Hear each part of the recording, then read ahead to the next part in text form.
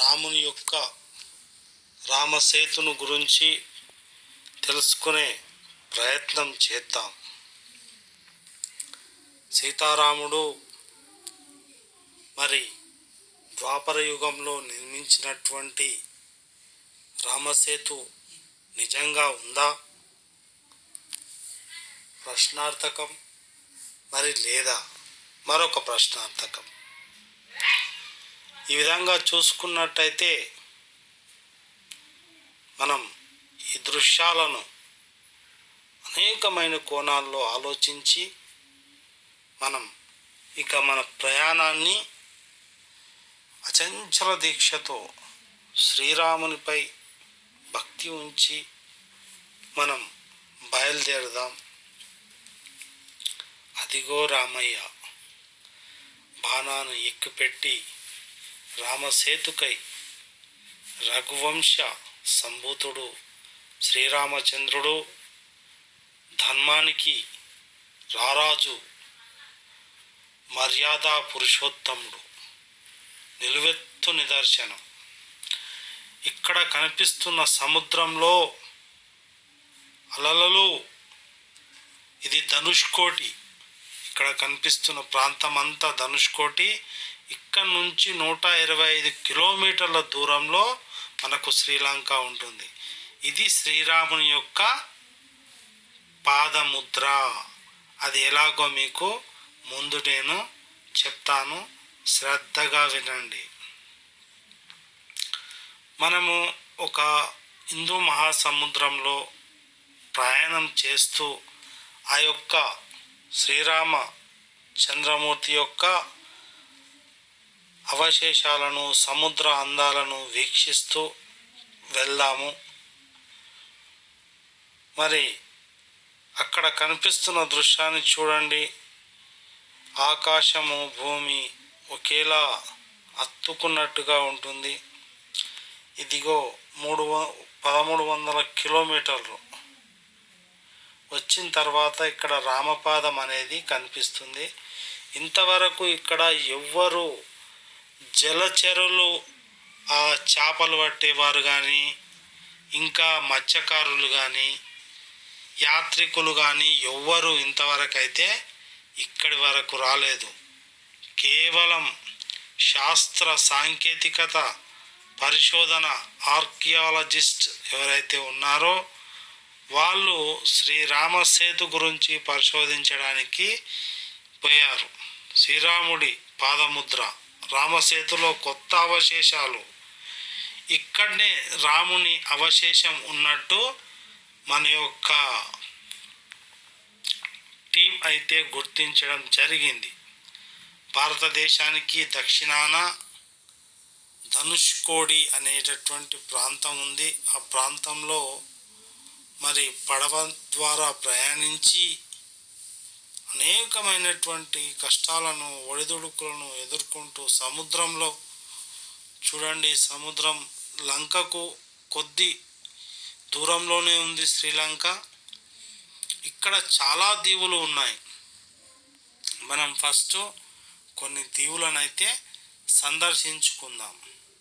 ఆ దీవులకు వెళ్ళడానికి మనము ఆ శ్రీరామ ముద్రను, పాదముద్రను చూడడానికైతే వెళ్దాం. అయితే ఆ ప్రాంతంలో చాలామంది ఇప్పుడు ఇది శ్రీరాముని యొక్క పాదముద్ర అని తెలిసిన తర్వాత అక్కడికి లక్షలాదిగా, వేలాదిగా వెళ్ళి చూస్తుంటారు. ధనుష్కోటి నుంచి మనకు పడవ ప్రయాణం ద్వారా అక్కడికి చేరుకోవచ్చు. శ్రీరాముని పాదముద్రను మనము చూడవచ్చు. అయితే ధనుష్కోటి నుంచి రామేశ్వరం నుంచి ఈ యొక్క ప్రయాణం ఇక్కడ చూస్తున్నారు కదా, రామేశ్వరం. ఈ యొక్క రామేశ్వరంలో నుంచి ధనుష్కోటి నుంచి మనకు 135-125 కిలోమీటర్ల దూరంలో ఈ యొక్క శ్రీరామసేతు యొక్క అవశేషం, శ్రీరాముని పాదముద్ర అయితే మనకు కనిపిస్తూ ఉంటుంది. మనము అక్కడికి చేరుకోవడానికి బస్సులో కానీ, వ్యాన్లో కానీ, కారులో కానీ ప్రయాణం చేయవచ్చు. ఇక్కడ రామసేతు చక్కగా చూడండి. శ్రీరామ సేతు శ్రీలంకకు ఏ విధంగా ఉంది. ధనుష్కోట్ నుంచి చక్కటి మనకు కనిపిస్తున్నటువంటి ధనుష్కోడి, తర్వాత ఇక్కడ అమర్నాథ్, మయన్మార్, ఈ విధంగా ఉందన్నమాట. ఇక్కడ నుంచి బయలుదేరితే మనం శ్రీలంకకు చేరుకోవచ్చు. అంటే మధ్యలో నిర్మించినటువంటి సేతు చాలా చిన్నది, ఒక 100 మీటర్ల నుంచి 125 మీటర్లు. అయితే అక్కడ ఫస్ట్ శ్రీరాముని పాదముద్ర కావాలి మనకు అంటే కొన్ని పర్మిషన్స్ గవర్నమెంట్ నుంచి అక్కడ ఉన్నాయి. అయితే అక్కడ వెళ్ళిన తర్వాత మీరు పర్మిషన్స్ ఏవైతే అనుమతులు తీసుకున్న తర్వాత మీరు అంతా కలిగి తిరిగి ఆ యొక్క దీవులను వచ్చిన తర్వాత మీకు ఆ రాముని యొక్క పాదముద్రలు లభిస్తాయని తెలుసుకున్నాం. చలో ఇక బయలుదేరదాం. మనము ఈ బయలుదేరే ముందు ఏం చేయాలంటే ఇక్కడ రోడ్ మార్గాన బయలుదేరండి. కొద్దిగా కానీ ఇక్కడ చూడండి 100 యోజనాలు అంటే 10 యోజనాలు. యోజనం అంటే ఎంత అంటే మీరు బాగా గమనించినట్టయితే ఒక 10 మీటర్లు, 1 మీటర్ అంటే 10 మీటర్, 1 కిలోమీటర్ అనుకోండి. యోజనము అంటే 1 మీటర్.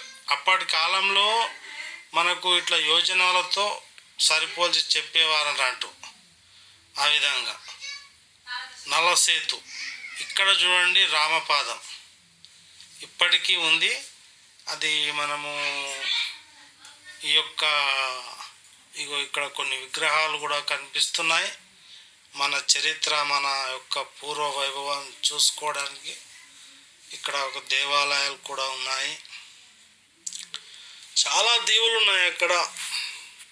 మనము శ్రీలంక వెళ్ళే దారిలోనే రామునికి సంబంధించి మనము నావిగేషన్లో చూస్తే మనము చూస్తే కనిపిస్తుంది రామేశ్వరం. ఇది సేతు కరై 125 కిలోమీటర్లు మొత్తం రామేశ్వరం నుంచి. ఈ యొక్క ఇది శ్రీలంక. ఈ శ్రీలంకకు ధనుష్కోడి నుంచి ఎంత ఉంటుంది? ధనుష్కోట్ నుంచి చాలా తక్కువనే, 100 అంటే 2-3 కిలోమీటర్లు మాత్రమే ఉంటుంది ధనుష్కోట్ చేరుకుంటే. ఇది భారతదేశం. ఇక్కడ పైకి సేతు మనకు ఈ విధంగా ఉంటుంది. సముద్రం యొక్క సౌందర్యాన్ని కూడా మీరు ఆస్వాదిస్తారని అనుకుంటున్నాను. ఇక్కడ రామసేతు ఎత్తు కూడి ఎక్కువగా ఉంది. 21 బాణం వేరు ఉన్నాము. చాలా సందర్భాలలో మన యొక్క శ్రీరామచంద్రుడి ఈ యొక్క సముద్రం ఎప్పుడు ఈ యొక్క దీవులను చేరుకోవడానికైతే బయలుదేరుతున్నాం. ఇక్కడ ముందర ఒక దీవి అయితే కనిపిస్తుంది.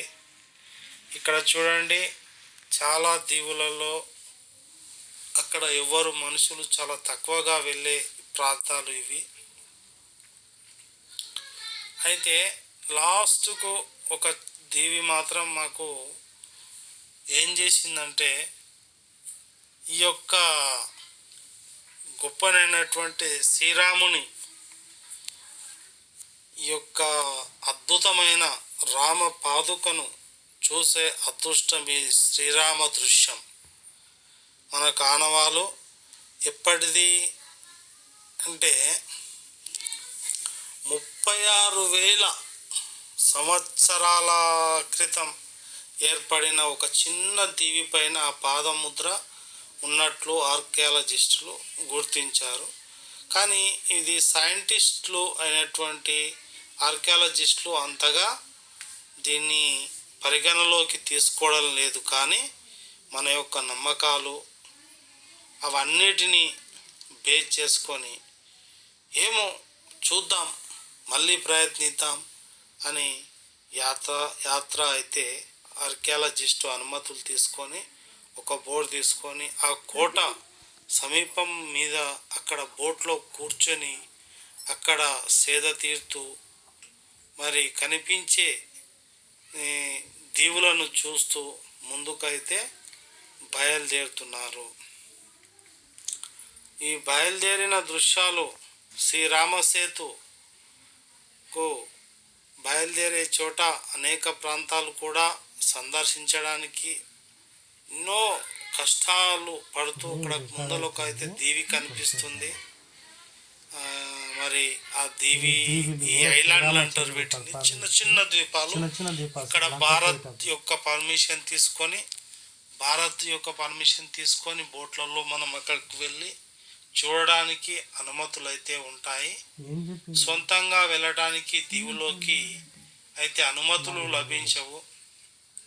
కాబట్టి మీరు ఇలాంటి ప్రదేశాలు మంచి టూరిజం అండి. ఇక్కడ రావడం, శ్రీరామ సేతు చూడడం, శ్రీరామ పాదముద్రకలు చూడమే అనుకోకుండా ఒక టూరిజం ప్లేస్ లాగా వచ్చి మంచి ఇలాంటి ప్రదేశాన్ని చూస్తే మీకు మైమరిపించే ప్రకృతి అందాలు, ప్రకృతిలో ఉండేటటువంటి అనేకమైనటువంటి ఔషధి మొక్కలు, అలాగే చెట్లు చూస్తున్నారు కదా. మంచి మంచి ప్రాంతాలను మనం చూడవచ్చు. అయితే ఆర్కాలజిస్టు అన్వేషణ మాత్రం కొనసాగుతూ ఇంకా ముందుకు వెళ్తూనే ఉంది. ఈ విధంగా వెళ్తుంటే ఇది ఫస్ట్ది, అక్కడ ఏమీ లభించలేదు ఆధారాలు. నిరాశతో మరి వెనుదిరిగి ఈయన పక్కకోవడం అయితే జరిగింది. ఇలా ముందరకు పోతూ కొనసాగుతూ వెళ్తూనే ఉన్నారు. కొనసాగుతూ వెళ్తూ ఉండగా వాళ్ళకు ఒక ఆశాకిరణంలాగా మళ్ళొక దీవి అయితే చేరుకున్నారు. మనము శ్రీలంక చేరుకోవడానికి చాలా రకాలైనటువంటి కొన్ని 5 దీవులు అయితే కనిపిస్తాయి మనకు, చిన్న చిన్నవి. అవి చాలా చిన్న దీవులు, ఎంత ఎటు 2-3 కిలోమీటర్ల కన్నా ఎక్కువ ఉన్నాయండి. ఆ దీవులలో మనం సంచరించి రావచ్చు. ఇప్పుడు బోట్ అయితే బయలుదేరుతుంది. ఈ బోట్ బయలుదేరిన క్షణము నుంచి ఇక్కడ శ్రీరామముద్ర పాదముద్ర మనము సముద్రంలో చూడవచ్చు. సేమ్ చూడండి, మీరు బాగా పరిశీలించండి. ఇదే శ్రీరాముని యొక్క పాదముద్ర. ఇక్కడ కూడా చాలా కష్టపడి అన్వేషణ చేసి మీరు ఒక పెద్ద డ్రోన్ ఎగిరేసి అక్కడ మేము చూస్తే ఏం కనిపించిందంటే, ఆ దీవి కేవలం ఆ యొక్క సీతారాములు పెట్టినటువంటి మొదటి అడుగు. అంటే అప్పుడు గొప్ప పెద్ద ఆజానుభావుల్లా ఉన్నటటువంటి, అంటే ఆ యొక్క దీవే పాదముద్ర. అంత గొప్పనైనటువంటి ఆధారం. ఆర్కాలజిస్టులు ఒప్పుకోకపోయినా కూడా మా యొక్క నమ్మకం, మా దేవుడు, మా ఇష్టం. అయితే ఇక్కడ నలుడు నీలుడు అనేటటువంటి హనుమంతుడు ఆ రాళ్ళపై చెక్కిన కొన్ని ఆధారాలు ఉన్నాయని, శ్రీరామ రామ జయ రామ రామ జై రామ అనేటటువంటి కొన్ని ఏదో దేవనాగరికత లిపిలో రాసి ఉన్నట్లు గుర్తించారు. డ్రోన్ ఎగరేస్తే ఆ యొక్క ద్వీపము శ్రీరాముని పాదముద్రతో మనకు కనిపిస్తుంది. చూడండి, డ్రోన్ ఎగరేసాము, మీరు బాగా గమనించండి, అది పాదముద్ర లాగానే కనిపిస్తుంది. దేవుడా, ఓరి దేవుడా, మొత్తం ద్వీపం చూడడం ఆకారంలో ఉంది, పాదముద్ర ఆకారంలోనే ఉంది. చూడండి, బాగా చూడండి, పాదముద్ర ఏ విధంగా ఉంటుందో ఆ ద్వీపం కూడా ఆ శ్రీరాములోని పాదముద్ర లాగానే ఉంది. ఇక్కడ మీరు రోజు సినిమాలోని ఓ అఖండ స్వరూపాన్ని చూస్తే ఆ శ్రీరాముని పాదముద్ర లాగానే కనిపిస్తుంది. శ్రీరామ రామ రామేతి మనోరమే సహస్రనామ తతుల్యం శ్రీరామనామ వరానమే. కాబట్టి శ్రీరామ పాదాలు చూడండి ఎంత చక్కగా ఉన్నాయో. కాబట్టి మన యొక్క రాముని పాదాలు ఈ విధంగా అయితే ఉన్నాయి. మనము చక్కగా చూడండి. మళ్ళీ ఒకసారి కొంచెం జూమ్ చేసి మళ్ళీ డ్రోన్ ఎగిరేసారు. ఇప్పుడు డ్రోన్ ఎగిరేసిన తర్వాత ఇక్కడ దేవుడా ఓరి దేవుడా మొత్తం ద్వీపం పాదం ఆకారంలో ఉంది. నిజంగా ఒక అద్భుతం కదా. ఇది శ్రీరాముని పాదం అని హిందువుల యొక్క నమ్మకం. ఈ యొక్క పాదం నుంచి ఒక 125 కిలోమీటర్ల ముందలుకోతే ఇక మనకు శ్రీలంక అయితే కనిపిస్తుంది. 125 మీటర్లు అంటే 2 కిలోమీటర్లు ఇంచుమించు. రామసేతుకు శ్రీరాముని పాదం ఇక్కడ ఉన్నట్టు గుర్తించడం అయితే జరిగింది. ఇక్కడ శ్రీరాముని కూడా చూపించడం జరిగింది. అదిగో శ్రీరాముని పాదముద్ర. ఆ పాదముద్రనే శ్రీరాముని యొక్క పాదముద్రగా మనము సముద్ర మార్గంలో ఉన్నటువంటి శ్రీరాముని యొక్క పాదముద్ర. శ్రీరామ రామ రామేతి మనోరమే सहस्रनाम तत्तुल्यं श्रीराम नाम वरानमे. प्रभु श्री राम जी का ये द्वीप नहीं है, ये पाद मुद्रा है. ఇది కేవలం ద్వీపం కాదు, శ్రీరాముని యొక్క పాదముద్ర అని మన యొక్క ఎవరైనా ఫస్ట్ టైం నా ఛానల్ చూస్తే సబ్స్క్రైబ్ చేసుకోండి, లైక్ చేయండి, షేర్ చేయండి ప్లీజ్. జై శ్రీరామ్.